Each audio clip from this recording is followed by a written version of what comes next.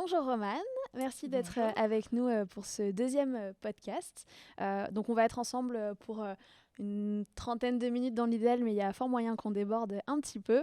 Et l'idée donc c'est d'échanger autour d'un grand thème, d'une problématique qui te parle dans ton quotidien, que ce soit dans ta vie perso ou dans ton métier. Et donc ensemble on va aborder le sujet de l'égalité homme-femme ou femme-homme. Ça On dit un dépend. peu comme on veut. Ouais. Voilà, on pourra dire les deux au cours du podcast. Et de comprendre l'importance de l'inculquer aux plus jeunes, ou en tout cas de le mettre à un moment donné dans l'éducation et puis de sensibiliser. Est-ce que tu es prête à commencer? Tout à fait. Ok, Tout à fait prête. allez, super. Donc, tu es Romane Boucher, tu es professeure de lettres modernes au collège André Capron à Cannes. Pour retracer rapidement ton parcours, il est assez diversifié. Tu as été journaliste pour une grande rédaction durant quelques mois, si je ne me trompe pas. C'est ça. Ok. Ouais. Journaliste social média, donc vraiment sur les réseaux sociaux. Ok. Ouais. Ensuite, tu as rejoint le service civique pendant 7 mois. Et donc, c'est sur ça qu'on va un petit peu s'attarder. On va se pencher dessus. Tu étais intervenante en prévention et sensibilisation sur l'égalité homme-femme, femme-homme. Je pense qu'on va alterner un peu Oui, entre carrément. les deux. Sur comment le dire. Et donc, voilà, là, on fait un cliché à l'instant T. Est-ce que tu as envie de rajouter quelque chose au niveau de cette petite présentation, venir un peu compléter Ouais, bah alors en fait, moi j'étais vraiment intervenante en milieu scolaire, donc collège, lycée, et j'ai fait quelques facs aussi lors de rassemblements ou de forums qui pouvaient y avoir organisés. C'était sur le département, donc vraiment on était basé à Paris 20, mais on pouvait intervenir dans le 92, dans le 94, sur Paris, et un petit peu dans le 93 aussi. Et donc l'idée c'était de rencontrer les élèves et d'adapter forcément le discours parce qu'on ne parle pas de l'égalité et de violences sexistes et sexuelles de la même manière à des quatrièmes qu'à des personnes qui sont en fin de lycée. C'est sûr. Donc voilà, l'idée c'était vraiment d'adapter le discours et c'est le contact des élèves qui m'a ensuite donné envie de passer de l'autre côté du miroir, si je puis dire, et donc de devenir professeur de lettres parce que j'aime la littérature avant tout. Voilà. Très importante. Donc, tu me disais un peu plus tôt, tu as une famille de professeurs. Vous C'est êtes ça. tous dans le corps C'est une enseignant. tare familiale, donc on est tous professeurs avec des profils littéraires et j'ai voulu déroger à la règle et me voilà punie. Non, Ton j'aime destin t'a beaucoup ce que je rattrapé. fais, mais oui, c'est ça, exactement. Et donc dans la vie de tous les jours, comme tu l'as dit, je suis très engagée sur les sujets de l'égalité entre les femmes et les hommes et de lutte contre les violences sexistes et sexuelles. Super, Voilà. ça tombe bien, on va parler de ça aujourd'hui. Avant qu'on rentre un peu plus dans ce sujet-là et qu'on fasse le lien entre l'enseignement et l'égalité homme-femme, on va faire un petit focus sur la notion d'égalité. Tout à l'heure, j'avais prononcé le mot parité et tu m'as expliqué la différence entre parité et égalité. Donc moi, je l'utilisais mal concrètement. J'avais cette idée que la parité, c'est quelque chose qui englobait tous ces sujets un peu plus précis qu'on peut venir combattre, sur lesquels on peut agir. Donc du coup, ta définition de parité, ta définition d'égalité pour qu'on comprenne bien et puis qu'on sache comment l'employer, quand l'employer. Alors, je pense qu'il y a peut-être une définition du dictionnaire qui est très pointilleuse. Pour moi, la parité, et il me semble que c'est ça de toute façon, c'est vraiment, on va parler de quotas entre hommes et femmes dans des structures, dans des entreprises, à l'Assemblée nationale. Donc, on est vraiment sur une information chiffrée, tandis que l'égalité entre les femmes et les hommes, entre les filles et les garçons, c'est peut-être un thème un peu plus vaste où on peut trouver les questions de parité, par exemple. D'accord, l'égalité vient abriter en dessous de la parité et d'autres questions. D'accord. Comment t'en es venue à faire de ce sujet-là un fil rouge dans ta vie, dans ton métier Comment est-ce que ça s'est un peu construit finalement pour toi, ce combat-là? Alors, pour répondre simplement, quand j'ai été ado, comme beaucoup d'adolescentes, à partir du moment où on a le désir masculin qui se pose sur nos corps, on réfléchit un petit peu à notre place aussi dans la société en tant que femme, que jeune femme. Et donc, c'est parti de là, c'est parti d'une expérience personnelle en réalité. Et après, donc j'ai beaucoup réfléchi à ces sujets-là. Quand j'étais au lycée, par exemple, j'ai mené un projet pour le Boys Day, Girls Day, donc une journée qui était peut-être pour le 8 mars, pour justement sensibiliser les classes plus jeunes au sujet de l'égalité entre les femmes et les hommes. Donc toi-même, en tant qu'étudiante, t'allais sensibiliser c'est ça. les plus jeunes. En tant que lycéenne, donc c'était vraiment des petits projets de taille lycée, hein, mais je me souviens qu'on avait fait tout un projet sur l'image des femmes et des hommes d'ailleurs dans la publicité, donc sur les codes sexistes dans la publicité. Et c'était vraiment sympa. Je me souviens même d'être partie un peu trop vite d'un contrôle pour vite aller à mon stand parce que ça me tenait beaucoup à cœur. Et plus tard, j'ai continué à poursuivre cette réflexion, on va dire, féministe, parce qu'il faut dire les termes. Effectivement, n'ayons pas peur de le dire. N'ayons pas peur des termes. Et puis donc, c'est vraiment l'expérience du service civique, donc dans l'association Le Mouvement d'Unis, qui m'a fait voir aussi la réalité de ce que c'est que de s'engager pour une cause. Et après, dans ma vie quotidienne en tant que professeur, alors c'est un sujet qui peut être un peu délicat parce qu'on a des heures normalement qui sont consacrées à ces sujets-là, à l'enseignement ou en tout cas à la sensibilisation parce que l'enseignement c'est encore plus précis. Mais on a des heures normalement au collège et au lycée qui sont destinées à sensibiliser les jeunes au sujet de l'égalité entre les hommes et les femmes et à plein d'autres sujets en fait qui sont des embranchements de ce sujet principal comme les relations amoureuses, les relations sexuelles, le consentement, la sexualité, ces sujets-là qui sont en fait primordiaux pour les adolescents. Et en fait, la loi n'est pas forcément respectée dans tous les établissements parce que chaque établissement met un petit peu en place avec ses moyens ce qu'il peut faire ou non. Donc c'est toute une problématique dans l'éducation nationale parce qu'on fait avec ce qu'on a, concrètement. Et donc, moi, quand j'étais intervenante au Mouvement d'Unis, faut savoir que le Mouvement d'Unis, c'est une association qui a 2 pôles. Un pôle accompagnement, donc on accompagne des personnes, des femmes, des hommes qui sont victimes de violences. Donc c'est vraiment, on va les aider à avoir des papiers, à s'insérer dans le monde du travail. Et il y a un deuxième pôle qui s'appelle le pôle prévention, où moi j'étais et je travaillais avec une éducatrice spécialisée, donc qui a l'habitude d'avoir le contact des jeunes, des ados, etc. Et ensemble, on allait dans les établissements scolaires pour parler de ces sujets-là aux enfants et aux ados. Et donc, tout ça pour dire que en tant que professeur, on peut mettre en place des petits projets qui vont être, comment dire, anecdotiques, c'est pas le bon mot, mais des petits projets qui vont être très banalisés sur un jour ou une semaine. Typiquement, l'exemple du 8 mars, en général, il se passe quelque chose pour le 8 mars et c'est tant mieux. Simplement, mon âme de militante me dit que ce ne sera jamais assez, que pour des ados qui sont biberonnés à la pornographie et à des représentations complètement fantasmées des femmes, il faudrait en fait un travail sur toute une année. Il faudrait que ce soit en fait dans les manuels scolaires ou du moins dans les programmes scolaires et que ce soit respecté. Voilà. Donc par exemple, pour donner un exemple concret, je sais qu'avec ma classe de 6e, parce que j'ai une classe de 6e, en avril, on va faire intervenir une association sur les sujets des relations filles-garçons. Donc, et c'est eux qui vont travailler avec cette association sur des petits ateliers. Et donc on peut créer des petits projets comme ça qui sont très bien. Simplement, par rapport, on va dire, au monde dans lequel on vit, un monde où les réseaux sociaux et les écrans prennent beaucoup de place, et donc les images, et donc on pense à certaines images, certaines représentations qui sont faussées. Je pense qu'il y aurait vraiment un travail de fond à faire, qui n'est peut-être pas encore assez fait aujourd'hui. Il faudrait que ce soit plus présent et qu'on puisse pousser, peut-être même faire du travail un peu plus individuel, un peu plus personnalisé. On n'a pas tous le même. Je pense qu'on voit globalement tous les mêmes images. On sait très bien de quoi tu parles, mais pour autant, on ne se construit pas tous de la même façon vis-à-vis de ces images-là. On les reçoit, on les accueille différemment.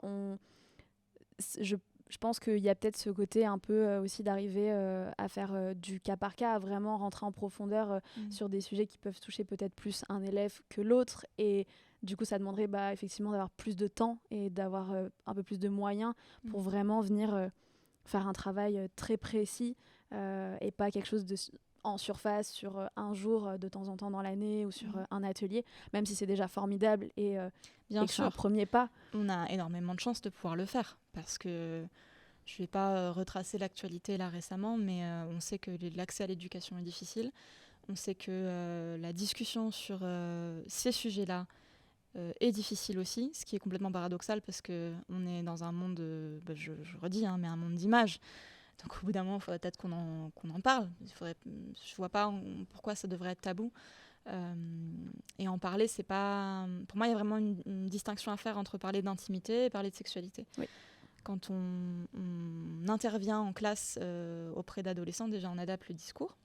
On ne va pas parler forcément des mêmes sujets avec les plus petits. Et l'idée, c'est de parler de ces questions-là sans les gêner, en fait.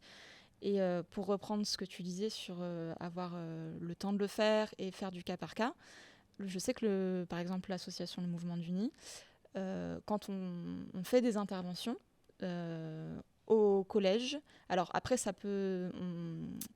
la demande peut varier d'un collège à l'autre. Il y a des collèges qui veulent qu'on fasse des interventions avec filles et garçons en mixité. Ouais. D'autres qui préfèrent que non, simplement pour la seule et bonne raison que l'intervention se passe bien, qu'il n'y ait pas trop de chahut, etc. Parce que parfois, quand filles et garçons sont mélangés, les filles n'arrivent pas à s'exprimer. C'est triste, mais c'est vrai. avec le peu de temps qu'on a, le peu de moyens qu'on a, il faut parfois les séparer. Moi, je serais pour des discussions en mixité, mais parfois, quand on touche des sujets très très sensibles, les filles vont avoir tendance à... Déjà qu'elles ne prennent pas forcément souvent la parole en classe. On sépare filles et garçons pour favoriser le dialogue. Et ce qu'on fait également, c'est qu'on est toujours en demi-groupe lors de ces interventions-là. Comme ça, on est à 15 élèves. Et ça se passe en général beaucoup mieux. Je pense que je n'apprends rien aux auditeurs qui nous écoutent, qui sont peut-être professeurs et qui savent qu'on a des classes qui sont surchargées. Donc à 15, ça se passe beaucoup mieux. Et ça permet d'avoir un rapport aux élèves où la confiance s'installe un petit peu plus. Je sais qu'en intervention scolaire, que j'aimerais pouvoir peut-être développer, moi, à mon échelle en tant que professeur plus tard, pour l'instant, je rentre dans le métier, donc c'est juste un projet. Mais quand on fait des interventions de ce type, l'idée, c'est vraiment pas qu'on est en cours, on discute. Donc, on est en groupe de parole. C'est ça qui est très important. On est en groupe de parole et les élèves comprennent qu'on doit faire comprendre aux élèves qu'ils sont là dans un espace, on va dire, sécurisant. Une safe place. Oui, on pourrait dire ça. En tout cas, ils ne seront pas jugés pour ce qu'ils disent, etc. On met toujours des règles, évidemment. Oui. Ne pas parler de la situation d'un tel, toujours employer je connais un ami qui, pour parler d'une situation particulière, on préserve l'anonymat, par exemple, c'est très important. Et j'aimerais bien, je ne sais pas si c'est possible honnêtement, je ne sais pas encore dans quelles dispositions ça pourrait se faire, mais je pense qu'il y a urgence en réalité, parce que je pense à la prostitution des mineurs, c'est un vrai sujet. Il faut savoir que... Alors, il y a plein de rapports qui tombent régulièrement, en fouillant un peu, on les trouve, sur la prostitution des mineurs qui peut commencer en 6e, 5e. Ouais. C'est très, très jeune. On se dit en fait, il y a un réel problème. Et comment nous, en tant qu'enseignants, on peut réagir ? On est là pour être à la fois des enseignants, mais aussi des figures positives pour nos élèves, des figures... pas rassurante, mais si, on pourrait même dire ça. Même, sécurisante et on ne peut pas laisser des réseaux de prostitution trafiquer des adolescentes, en fait, et faire comme si ça n'existait pas. Moi, c'est vraiment un sujet qui me touche et qui me révolte parce que on est là aussi pour ça en tant qu'enseignant. Alors, on n'est pas des assistants ou assistantes sociales, mais on doit pouvoir réagir. C'est exactement la même chose qu'avec le harcèlement. Le harcèlement scolaire, aujourd'hui, c'est un gros sujet. Dans certains établissements, c'est même, pour certaines classes, un sujet sur lequel on travaille à l'année. Donc, en fait, c'est le sujet des violences en général, et notamment des violences sexuelles. À l'adolescence, oui, en fait, les gamines et les gamins sont touchés. Donc, il faut pouvoir réagir comme pour le harcèlement. Pour moi, c'est du même ordre. Et quand on parle de violence sexuelle, on parle quand même d'agression, on parle quand même parfois de crimes, de traumatismes qui marquent à vie. C'est loin d'être anodin. Et il faut une action en fait concrète. Et voilà, je sais pas, je ne sais pas exactement si c'est par puritanisme ou par manque de moyens ou qu'on développe si peu ces sujets-là. Mais pour moi, il y a urgence. Donc tu veux en faire globalement ton combat et c'est quelque chose que tu portes. Donc je pense que voilà, on comprend bien à quel point ça te tient à cœur et à quel point dans ton parcours pour l'instant c'est vraiment un fil rouge, c'est un leitmotiv qui te porte. Finalement tu réponds un peu à la prochaine question que j'allais te poser.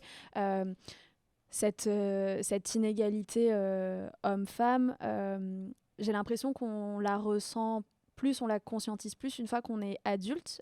Finalement, on nous... Soit parce qu'on y est confronté dans le monde du travail, dans le monde juste même peut-être des fois dans les échanges qu'on a entre êtres humains, on le conscientise vraiment. Quand on est enfant, on a encore un peu cette innocence, puis c'est dur de mettre des mots sur tout, de vraiment comprendre tout ce qui se passe. Et donc pour faire voilà, ce lien-là un peu avec le métier, ma question c'était à quel point c'est important pour toi de sensibiliser. Donc tu y réponds un peu dans ton discours. Ouais, pour toi, ça devrait prendre quelle place, quelle proportion dans l'enseignement des jeunes finalement? À quelle hauteur ça devrait être présent? C'est une bonne question. Honnêtement, je n'ai pas toutes les réponses. Mais par exemple, on a des heures qui sont destinées à l'éducation civique, au collège et au lycée, qui sont des heures qui sont parfois... là aussi, parfois, il y a des soucis de mise en place. Récemment, on sait que parler de la laïcité, ça peut poser problème. Donc, il y aurait plein de sujets à reprendre, notamment en éducation civique. Mais je pense au cours d'éducation civique ou à des séances vraiment une fois tous les 15 jours. Ça pourrait être un bon début. Voilà. Après, on pourrait parler de refonte complète du système. Voilà, on pourrait dévier sur plein d'autres sujets, sur quelle place a le sport ou les sorties culturelles ou artistiques en plus. Tout ça dépend et tout ça devrait être adapté peut-être aux établissements scolaires eux-mêmes parce que c'est très différent d'être dans un petit lycée privé sur la Côte d'Azur et puis d'aller dans un collège de secteur qui est défavorisé où les élèves n'ont pas forcément accès à l'art ou à la culture aussi facilement que les autres. Donc voilà, c'est peut-être encore une fois une question d'égalité des chances. Et on sait que c'est souvent un fantasme plus qu'autre chose, mais en ce qui concerne l'éducation sexuelle et l'éducation à l'égalité entre les sexes, pour moi, je n'ai pas exactement d'idée de savoir exactement combien d'heures ça devrait prendre ou sur combien de temps on l'étale. Simplement, il faut que ce soit régulier. Moi, je pense que quand j'étais intervenante, en tout cas quand j'étais en soutien des missions au Mouvement d'Uni, c'est plutôt ça, soutien des missions au Mouvement d'Uni, on voyait des classes toutes les semaines. Donc, ça permet d'assurer un travail, un suivi oui, et oui, quelque chose de plus régulier. Et c'est vrai que j'aime bien justement dans ton discours où tu fais le parallèle avec d'autres sujets qui pourraient être tout autant mis en avant, l'art, la culture, ce genre de choses-là. Et c'est vrai que l'idée, c'est pas de dire laissons uniquement de la place pour le sujet de l'égalité entre les sexes. C'est vraiment que ça fait partie des sujets qui mériteraient, au même titre que effectivement le sport, en fait tous les sujets qui peuvent faire du bien à un moment donné et permettre de se construire correctement plus tard en tant que jeune adulte. Voilà, des sujets qui devraient être beaucoup plus considérés et sur lesquels on devrait dédier des plages de temps plus importantes parce que finalement c'est génial d'apprendre le français, d'apprendre les mathématiques, c'est primordial, mais effectivement il y a des choses complémentaires qui peuvent tout autant permettre de se construire et de s'épanouir et de voir qui on a envie de devenir et de vraiment de se construire et donc ok, ouais, pour toi ouais, et puis alors j'insiste quand même sur le fait que c'est différent une sortie au musée, c'est différent une discussion sur le harcèlement. C'est deux choses sur lesquelles il faut qu'on insiste, qu'il faudrait qu'on insiste en tant que système éducatif, mais la conversation sur les violences, quelle qu'elle soit, il faut mettre l'accent dessus, et comme je disais tout à l'heure, il y a urgence. Et il y a aussi urgence à ce que certains élèves qui n'ont pas accès à la culture puissent y avoir accès, mais si tu veux, il me semble qu'il faut qu'on apprenne à nos jeunes à savoir qu'ils sont victimes quand ils le sont, et à savoir que faire. Et ça, pour moi, c'est sur ce sujet-là qu'il y a vraiment qu'il y a une urgence et qu'il est primordial d'agir, parce que il faut apprendre, je pense qu'il faut apprendre aux jeunes aussi qu'il y a certaines choses qu'on ne peut pas leur faire, qu'on ne peut pas leur imposer. Et qu'ils ne peuvent peut-être pas faire eux non plus, apprendre voilà. autant le rôle de victime que de bourreau et d'agresseur. Bien sûr. Et comme on a cette sorte pas de tabou, mais tabou c'est sûrement pas le bon mot, mais comme on a cette sorte de... On part du principe que le corps, ça se fait tout seul, les relations, ça se fait tout seul. Or non, on voit bien que non, qu'il faut qu'on apprenne. Moi, je serais même pour que dès l'école primaire, sans qu'on parle de sexualité, mais qu'on parle du corps comme de quelque chose d'important. Il y a des parties, des parties du corps qui sont à toi. Et personne d'autre que toi n'a le droit de les toucher. Tu vois, juste un discours comme ça, pour des petits, avec, je sais pas, quelque chose de ludique, de pédagogique.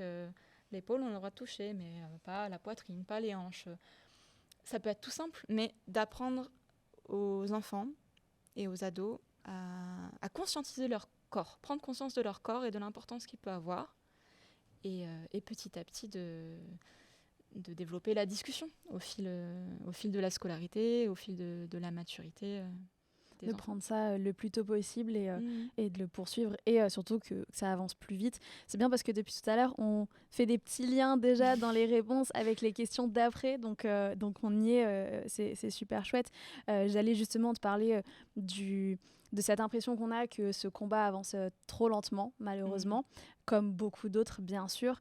Et du coup, pour amener une petite touche un peu positive et se remettre dans le passé et voir toutes les avancées qu'on a déjà fait, parce que je pense que c'est important aussi. On parle beaucoup de ce qui manque, de ce qui n'est pas fait assez rapidement, de ce qui ne va pas, mais c'est important de remettre le doigt sur déjà les avancées qu'on a fait, et puis ça permet de pas perdre espoir, on va dire. Jamais. Du coup, exactement. Du coup, je me suis penchée un peu sur les grandes victoires sur, on va dire, le dernier siècle. Et ensuite, tu nous donneras ta vision de l'avenir pour ce combat. Comment est-ce que tu as déjà des petites idées, des victoires vraiment à venir là incessamment, les combats qui sont très proches d'être gagnés. Mon saut dans le passé commence en 1907. Pour moi, la première avancée, alors ça paraît dérisoire aujourd'hui, et on se dit que comment il y a un peu plus d'un siècle, c'était pas le cas. C'est que les femmes, alors mariées seulement, malheureusement, pouvaient disposer de leur salaire librement. J'ai pas trouvé la date à partir de laquelle les femmes non mariées aussi pouvaient en disposer, mais en tout cas, on est sur cette première vraie avancée qui est à noter et qui est marquée un peu dans les annales, on va dire. Ensuite, 1944, forcément, c'est une date qu'on retient facilement et qu'on aime tous et toutes, avec l'obtention du droit de vote pour les femmes. Ensuite, 2 ans plus tard, donc dans la foulée, on a la Constitution qui propose le principe d'égalité des droits entre les hommes et les femmes. Je pense que ça a vraiment marqué un tournant aussi, puisqu'on l'inscrit dans la Constitution, et on nomme ce concept et ce combat que peut-être certains menaient un peu dans leur coin sans forcément savoir trop mettre de mots dessus. Là, on accorde une place concrète à ce combat-là et à ce grand principe. Si on parle d'événements un peu plus récents, j'ai trouvé qu'en 2014, il y avait pas mal d'initiatives qui avaient été prises vis-à-vis du congé parental. Ça, on va en parler aussi parce que dans le combat égalité homme-femme, ou entre les sexes tout du moins, on pense beaucoup à la femme, les points sur lesquels elle est désavantagée, mais ça reste quand même une réalité. Il y a des choses sur lesquelles les hommes ont moins de droits que nous, malheureusement. Et je trouve important d'en parler, de mettre en avant aussi. Pour moi, un combat, ça doit se mener des deux côtés et pour tout le monde. Et donc ça, on en parlera aussi. On a en 2014 aussi la protection des femmes victimes de violences qui est mise en place. Donc toi, comment est-ce que tu vois l'avenir de ce combat? Déjà, est-ce que tu es optimiste vis-à-vis de ça? Et est-ce que voilà, tu as des petits sujets sur lesquels tu te dis qu'on est à ça? Vraiment, on n'y est pas loin. Alors, déjà, merci pour ce petit récapitulatif très sympathique. Avec plaisir. J'ai sûrement oublié plein de dates et d'événements clés, mais j'ai essayé de faire simple. Nous sommes pris par le temps, malheureusement. Oui. Mais, je me perds dans mes questions toujours. Non, mais non. Et non, pour te répondre, moi déjà, je trouve que malgré ce qui se passe en ce moment sur la situation internationale, donc l'arrêt Roe v. Wade qui a été révoqué aux États-Unis sur l'avortement, ça fait très peur. On a l'impression de régresser un peu sur certains points. Alors oui, simplement, on a aussi une discussion là en cours, il faudra vérifier, une discussion en cours en France sur l'inscription du droit à l'avortement dans la Constitution. Donc, je sais pas si... peut-être que j'ai pas la bonne info, mais il me semble que c'est passé. Oui, c'est peut-être passé. Il me semble que c'est passé et donc que c'est bon, que c'est un vrai soulagement et qu'on a un peu moins à être craintive de ça. Donc, pour un gros pas en arrière, et c'est terrible pour les femmes américaines, on se demande comment c'est possible en réalité en 2022.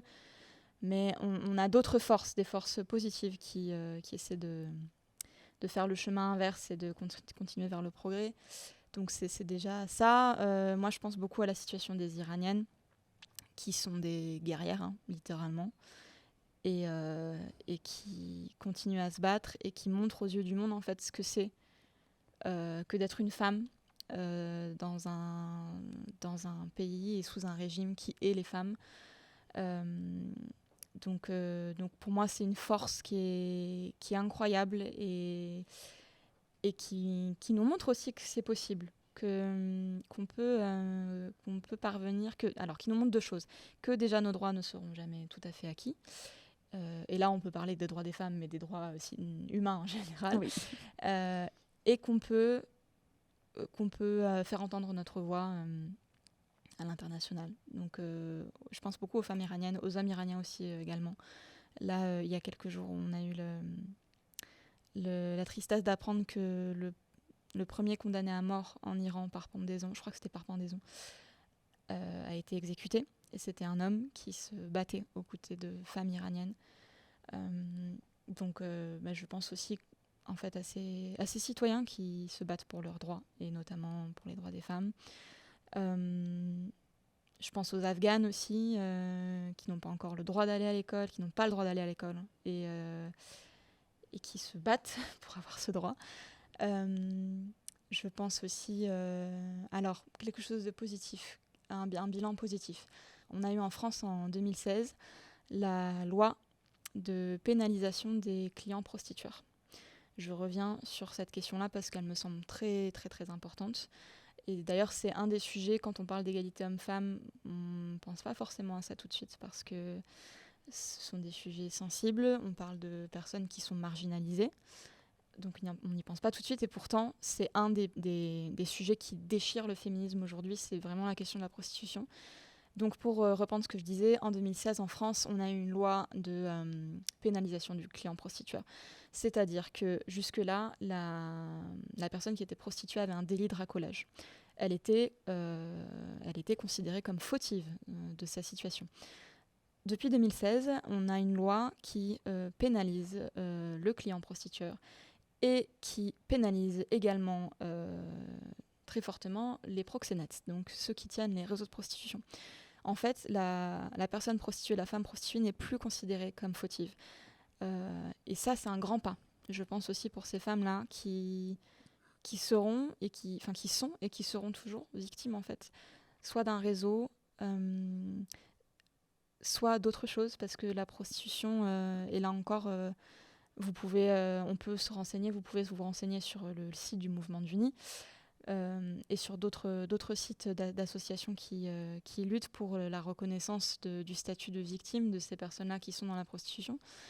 Mais on a plein d'informations qui nous expliquent que la prostitution, c'est la conséquence d'autre chose.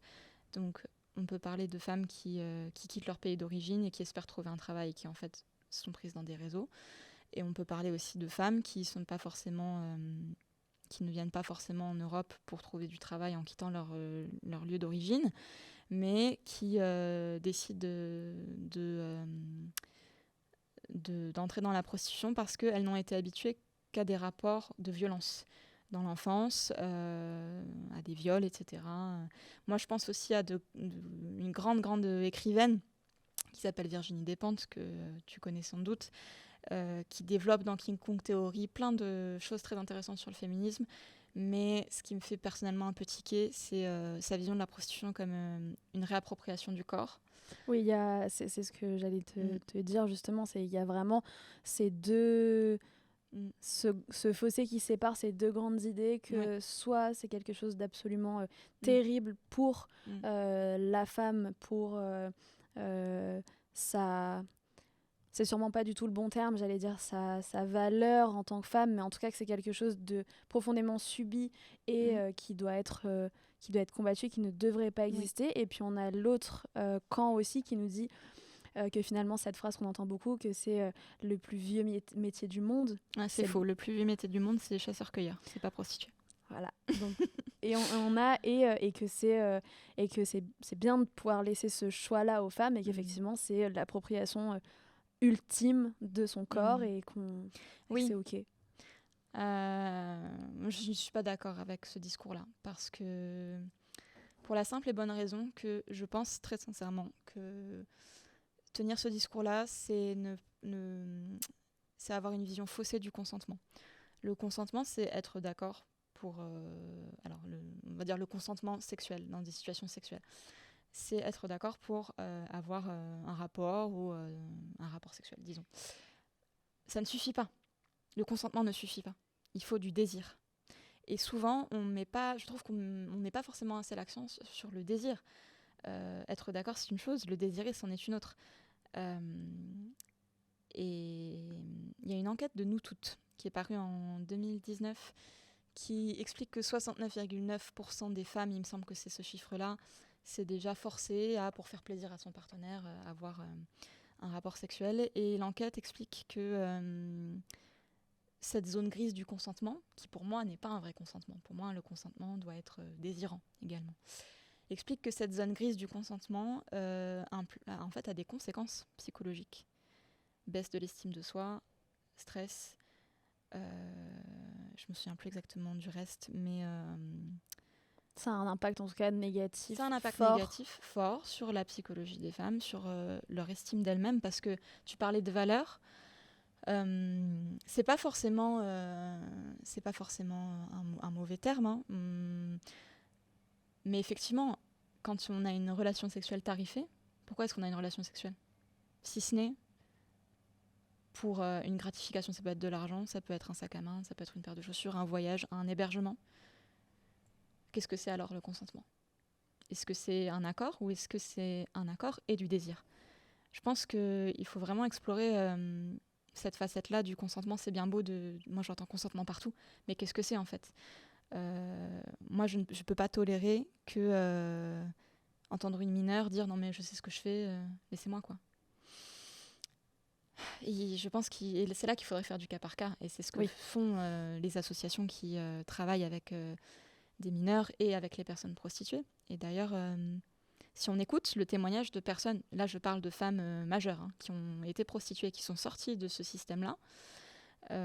Moi j'avais fait une petite interview rapide d'une jeune femme qui s'appelle Alexine Solis, qui a été prostituée pendant ses études pour payer son loyer.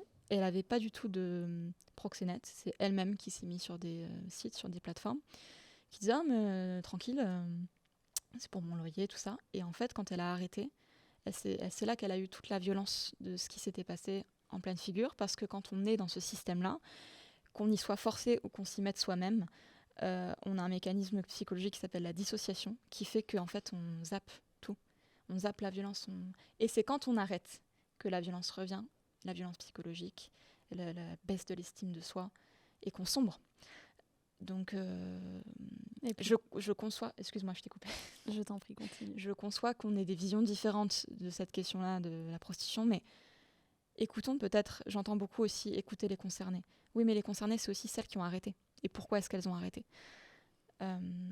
Donc, moi, sincèrement, je suis pour le dialogue, je suis pour le débat, mais soyons de bonne foi. Essayons d'écouter toutes les concernées et de voir aussi ce que nous disent des rapports médicaux sur ce que c'est que la prostitution. Essayons de lire des livres sur ces sujets-là qui existent, même si c'est pas le thème le plus, le plus corpo du monde. Et essayons toujours d'adopter un point de vue différent de ce qu'on peut voir passer sur Twitter ou sur des médias comme, je pense à Combini ou à Brut, qui ont souvent ce point de vue assez lisse, je trouve, sur la question de la prostitution, alors qu'on parle quand même de la sexualité de personnes et parfois de jeunes personnes. Je rappelle que Brut est le média, je crois, qui est le plus suivi par les adolescents et les adolescentes. Donc, pour moi, en tant qu'ancienne journaliste, ils ont aussi une responsabilité sur ces sujets-là, qui sont loin d'être anodins. Et puis aussi favoriser la multi... le multi... Je vais recommencer parce que je trouve pas mon mot. Favoriser le fait d'aller chercher l'information sur plein de médias différents. Croiser les sources. Exactement, voilà, exactement, de diversifier les sources, de les croiser, de se faire aussi sa propre idée de tout ça. Ça doit être aussi quelque chose peut-être que tu dois enseigner, en tout cas mettre en avant pour les jeunes, de leur dire, ok, faites-vous aussi votre propre idée de tout ça, avec bien évidemment un grand cadre un peu général dont il faut, j'ai envie de dire, pas forcément trop sortir pour rester dans une façon de penser un peu saine et de pas tomber dans un extrême ou un autre, donc d'avoir un grand cadre, mais de venir récupérer de l'info et voilà, se faire un mélange de tout ça et puis savoir comment on a envie de penser en tenant compte de l'autre, en tenant compte de tout ce qu'on peut lire, tout ce qu'on peut entendre, tout ce qu'on peut vivre aussi, ressentir. On n'a pas tous les mêmes expériences, donc de favoriser la pensée par soi-même aussi. Bien sûr, c'est le but premier de toute façon.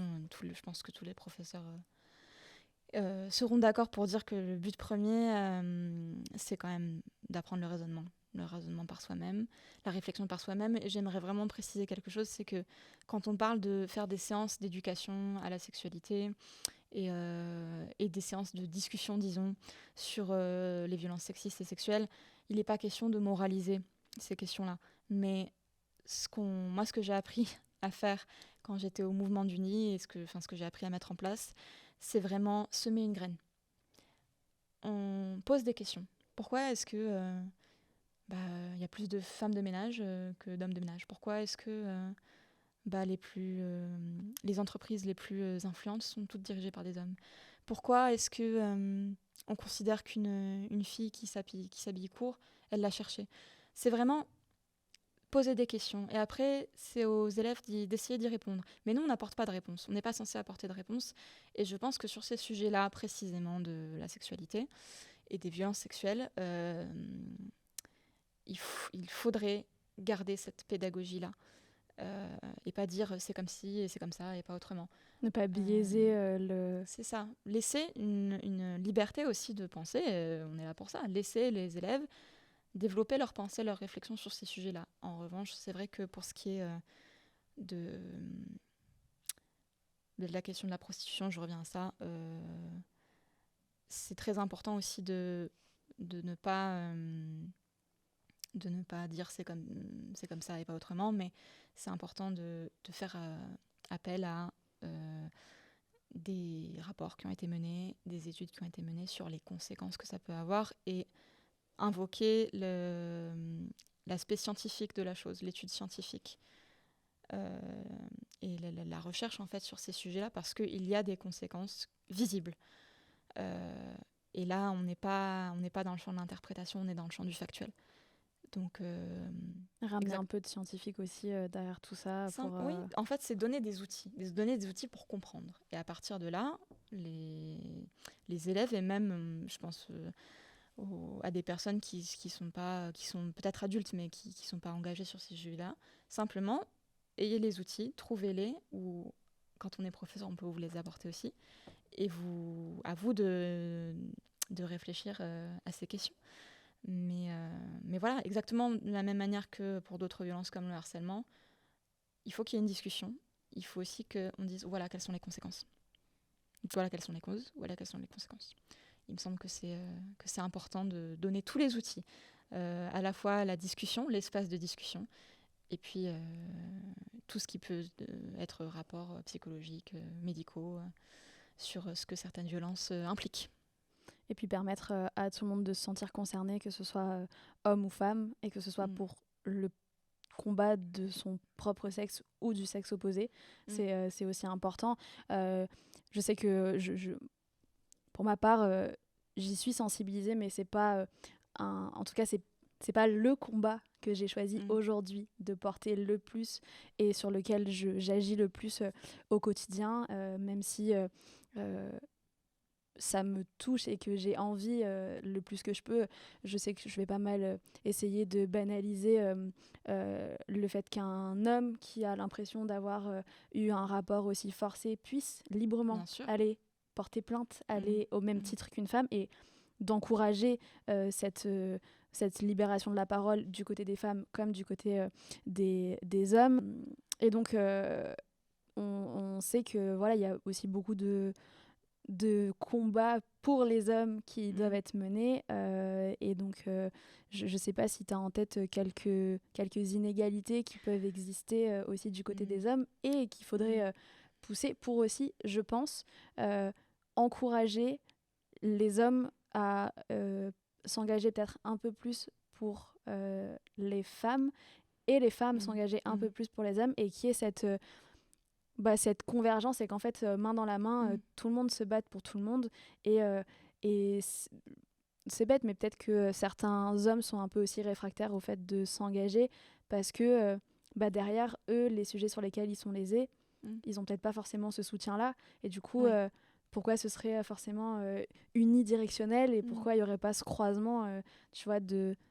Ah oui, mais moi, je suis absolument d'accord avec toi, dans le sens où... le sujet des droits des femmes touche au sujet des droits des hommes, parce que, pour prendre un exemple concret, moi j'ai déjà eu des élèves, des garçons, qui estimaient qu'un homme ne peut pas être violé. Donc pour moi, les inégalités que rencontrent les hommes, on va dire dans le monde occidental, ce serait plus des inégalités ou des stéréotypes sexistes, on va dire des inégalités en termes de considération. Un homme ne peut pas pleurer, ou un homme...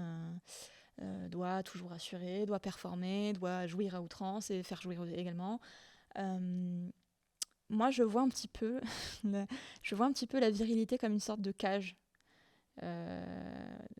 Qui serait trop grande, et on mettrait un homme dedans et il essaierait de se hisser en haut, et il n'y arriverait jamais. J'ai l'impression que c'est un peu ça qu'on demande aux hommes et en fait aux garçons qui se développent en tant qu'adolescents, etc. Moi, je le vois quotidiennement dans mes classes. C'est les garçons qui se mettent le plus en scène, c'est les garçons qui chahutent beaucoup, parce qu'ils ont quelque chose à prouver, et parce qu'on leur demande de prouver. Prouver une masculinité qui n'est pas une vraie masculinité, une masculinité stéréotypée, et qui repose sur des critères et des principes complètement archaïques. C'est ça. Être la brute, être le mec rigolo, le mec... Et d'ailleurs, c'est marrant, parce que dans toutes les facettes de la virilité comme ça que les garçons subissent, il y en a aucune. La virilité, ce n'est jamais la vulnérabilité. Les garçons ne peuvent pas parler de leurs sentiments, ou ils sont jugés quand ils le font. Même le gars rigolo de la classe, justement, c'est le gars rigolo, il n'est pas touché par les blagues des autres. Et au contraire, il en fait. Donc il est toujours en position de domination un petit peu. Et moi, je trouve que c'est... Enfin, je constate, et quand j'y réfléchis, c'est ça qui revient le plus concernant les garçons et les hommes, c'est leur rapport à leur propre vulnérabilité. Alors que les femmes, au contraire, une femme qui se montre vulnérable, oh bah, c'est normal, c'est la petite chose, un petit peu fragile. Un garçon, mais jamais de la vie. Et je pense que certains garçons, certains hommes sont des... Alors, c'est peut-être pas sympa de le dire comme ça, mais pourtant, je le vois un petit peu de cette manière-là, sont des handicapés du sentiment, handicapés de l'émotion. Parce qu'ils n'arrivent pas, même dans leurs relations intimes, même dans des relations amoureuses, ils n'arrivent pas à être autre chose que le rôle qu'ils voient, qu'on leur voit attribuer. Le chevalier servant, le gars qui va payer le resto. Alors qu'être amoureux, et d'ailleurs, moi j'ai des souvenirs où en intervention on parlait de ça avec les garçons, qu'est-ce que c'est être amoureux? Non, c'est pas le payer le resto à sa copine, c'est pas ça être amoureux. Et ils avaient une vision du truc qui était... C'est accepter de se faire payer le resto par exactement. sa copine. C'est ça d'être amoureux.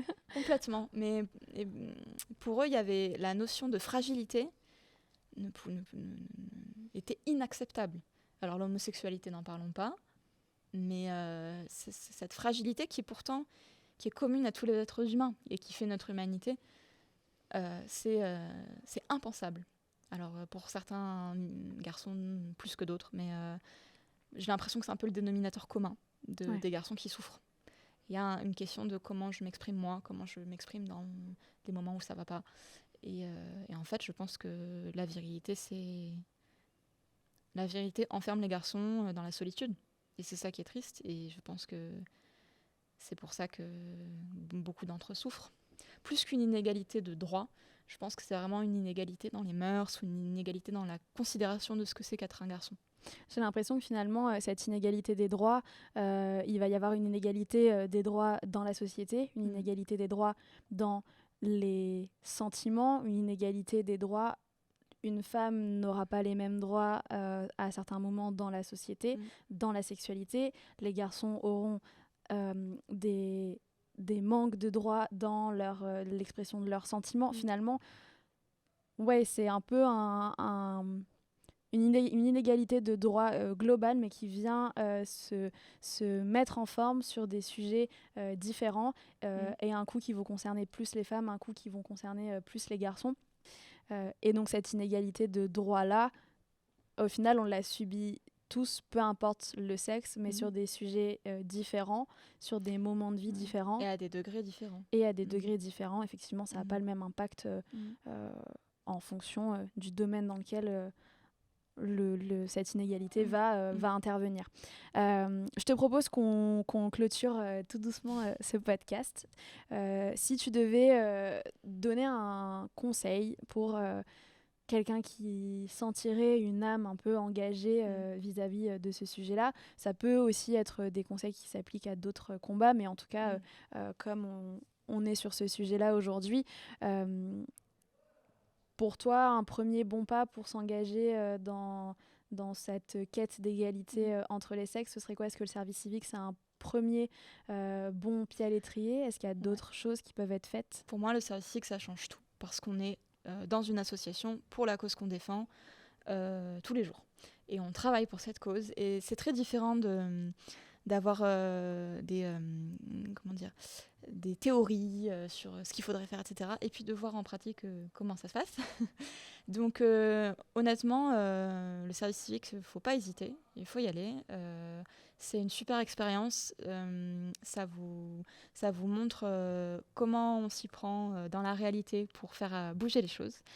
Voilà. Et puis juste un mot concernant le militantisme.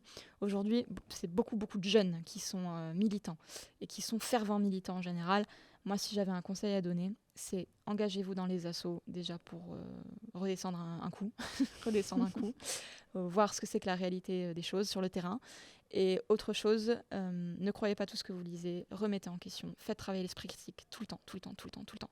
Parce qu'on évolue dans un monde où les débats ont lieu en général en ligne, et en ligne, on lit tout et n'importe quoi, et les débats sont complètement sclérosés par des idéologies. Donc remettez en question, lisez, réfléchissez, faites fonctionner votre cerveau. Donc d'être militant dans l'âme, mais d'être surtout militant sur le terrain, d'être militant dans les actes pour se confronter vraiment. Oui, pour moi, les actes et le terrain s'articulent avec la raison, le raisonnement. Ne jamais perdre, parce que en fait, ce sont des sujets qui nous touchent dans la chair, dans le cœur. N'oubliez jamais la raison. C'est ça qui doit vous guider dans les choix que vous allez faire, dans les réflexions que vous allez avoir. Réfléchissez. N'oubliez, vous avez le cœur. Et c'est normal quand on est jeune, et c'est normal toute la vie d'avoir le cœur. Mais n'oubliez pas la tête, c'est très important. Raison. Génial, c'est une belle phrase de fin. On a un petit rituel en fin de podcast, c'est de te poser une toute dernière question qui concerne cette fois-ci plus le projet. Donc, comme tu le sais, le projet ITV qu'on a monté a vocation à mettre en lumière les acteurs, que ce soit des acteurs civils, professionnels ou associatifs qui font du bien au monde de demain. C'est la raison pour laquelle tu es là, entre autres. Est-ce que tu peux nous dire un mot sur cette initiative? Donc, on t'a contacté pour venir faire ce podcast. Globalement, qu'est-ce que tu en penses? On a un petit mot à dire sur ça qu'on pourra garder pour nous, qui nous fera chaud au cœur. Continuez. C'est une très belle lancée. Vous avez du beau matériel. Vous avez des intervenants et des organisateurs qui sont au taquet. Merci pour ton accueil. Merci. Avec plaisir. À tous ceux qui font la technique. Vous et vous. Voilà. Donc, continuez et variez les sujets, variez les intervenants, variez les profils et vous allez faire du super bon taf. Merci beaucoup, Romane. Merci beaucoup. Mais merci à vous pour cet accueil chaleureux. On va libérer le plateau. Et à bientôt. J'ai pas du tout de fin de phrase d'outro. Au revoir.